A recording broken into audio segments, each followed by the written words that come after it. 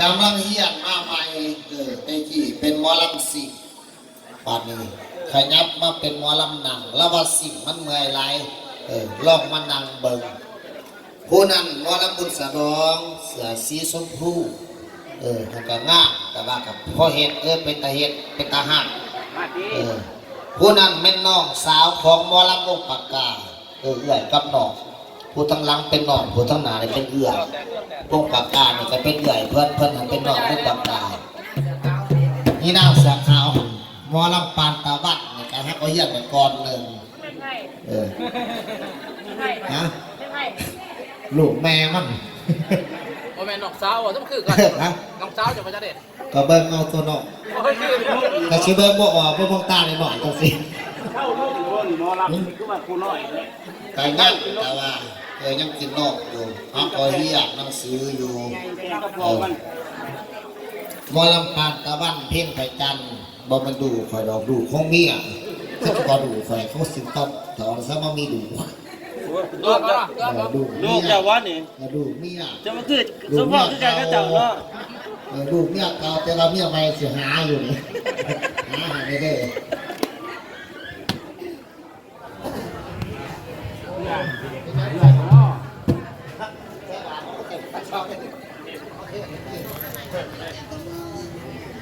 เราเก๋แบบคือตัวเองแม่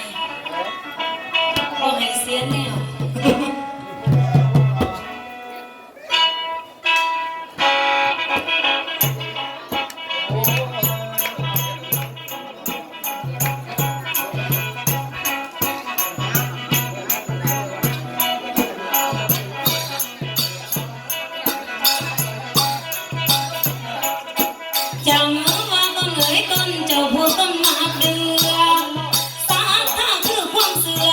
เพื่อในทานจีตเปิดบ้านสงสัยน้ำใจขาวสะอาดจะขอปิดบอกยาน้ำโมทนา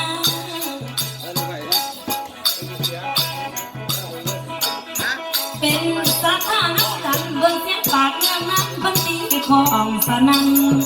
ในวันนี้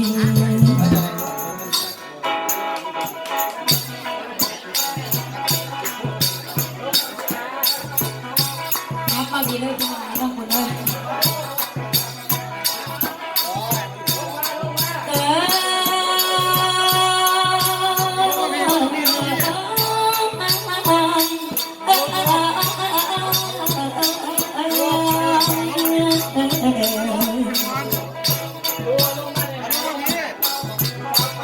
เมื่อนี้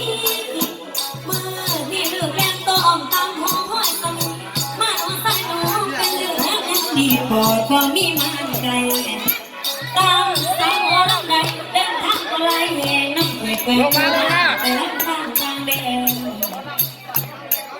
แต่ว่าบ่เห็นคนสินาเล่นแดงยิ้มเดินมือดีเกินหุ่นเอาเจ้าลำยอดตาท่าแกงเพื่อแก่พลาผลจังของคนมาโอมสวยทางที่ทำแล้วเสียงสัวแซ่ซุ่มซองขนมเน่าเลี้ยงกันขัดกันแก้งดุเก่าคนมาต่อแดงแทงจีบเปิดบ้านหัวใบหน้านอสามท่าที่ทางกอดกบหัวพี่น้องก็น่าเปลี่ยนเดินต้องมาตั้งเอามือนี่ก็มีบ้านนั้นสาวเป็นลูกอาล้างเป็นลูกเอาล้างอาเปิดบ่มาเอามีก้อยหมูสัวไก่ส่งป้าน้อยป้านี้ก็เฮือนี่ไปประสงค์ให้หักคนยันว่าสักท่านี้หลายคนบ่มีบุญไว้สิจงเกิดว่าโสสวยสางสักท่าบ้านแก่ข้านี่ลาพอสวนเฮาถึงปันนั้นกับพ่อยาหยุดยืนยังสังหักดีคักเมสัทธาสง่าไปเผยยิ้มเบิ่งในมีแสงแก้วดีบ่มีทางถิ่มสมปองของคุณทานกระสมเป็นสัตว์ท่าบ้านใจเบื่อบานบ่บานเต็มปานแก้วลอยมานี่มาจากอุสตานีเบิ่งมาเบิ่งในทางมันดีใจบ่ดีซอย อย่างพี่นึกคือสมสะอื้นสื่นใจว่าสาธุสาธุสาธุเด้อย่าขอสุวรรณว่ามีเส้นเกี่ยวคือกันสั่งแล้วขอให้ได้สมดังมันหูมาอย่าได้มีอันตรายโลกให้อย่าพังโตไอ้โมไอ้เศร้าไอ้เอาไอ้ห่วงพี่น้องบ้านอ่างทองกะมาสังรวมก็สั่งตอนนี้ดอกช่วยกันแม่นว่าบอกก็พอสวนมีเสียงเกี่ยววันมาเต็มประเทศอุตานีมาตั้งใจทำบุญดอกแดงข้างวันนี้ย้อนว่าได้หนีไปถึงแล้วหลายปีพ้นผ่านเดินทางไกลจากบ้านสังหามทองกินเหล้าหนีไปกินข้าวเจ้าและข้าวจีน้ำมันเบอร์ยังละเมอฝันหาปลาแดกเหล้าอยู่ทางใจไอ้ว่ายังละเมอฝันหาปลาแดกเหล้าอยู่ทางใจตัดสินใจวันนี้ทำทานบุญส่งยุบประสบมาทุกของแก่ดอกกาใหญ่แม่ยังมีสายท่าแม่ทามาสามคนมือนี้มีแต่ผู้ใจใส่กะยาได้มีพ่อยไผ่ประหยัดคนมันใจยาเจ็บดีเจ็บใส่เห็นเจ็บในตับในใจไข้วัดน้อยหรือวัดใหญ่เป็นแถวใครวัดทิพย์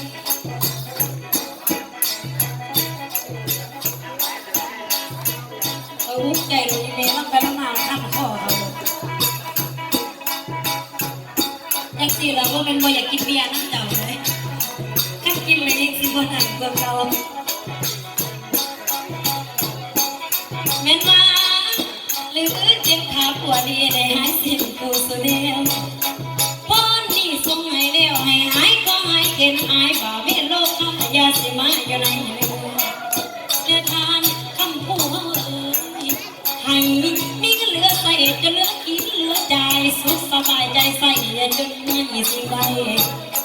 มากับไปอายเนี่ยเจ้ามาทำบ่อสังมาโลกระโดดมาพออยู่ในเบิ่งหน้าตาก็สดใสคือบ่ตั้งเท่าเดี๋ยวเบิ่งหุ่นเจ้าก็พอดิบพอดีที่อ่อนปั่นสักนี้สีใสสะอาดเมื่อนี้บอกว่า